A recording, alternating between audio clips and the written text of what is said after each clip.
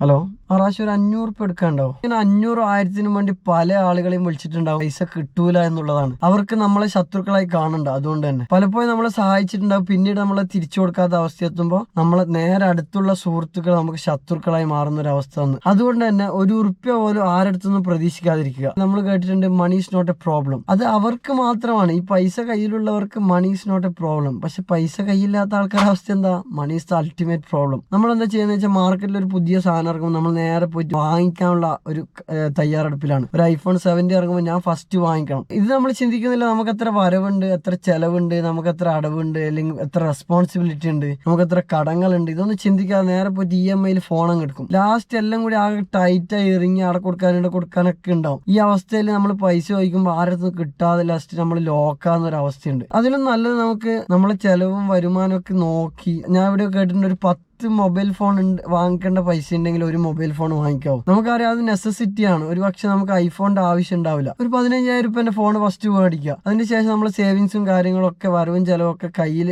എത്തിയതിന് ശേഷം നമ്മൾ കുറച്ച് സേവിങ്സ് ഒക്കെ ആക്കി കുറച്ച് ഇൻവെസ്റ്റ് ഒക്കെ ചെയ്തതിന് ശേഷം ഐഫോൺ വാങ്ങുകയാണെങ്കിൽ നമുക്ക് ഹാപ്പി ലൈഫായിരിക്കും. നേരെ മറിച്ച് ആൾക്കാരുടെ മുമ്പിൽ കാണിക്കാനുള്ള ഐഫോൺ ഉണ്ടാവും, ഉള്ളിൽ ബേൺ ഔട്ട് ആകലായിരിക്കും.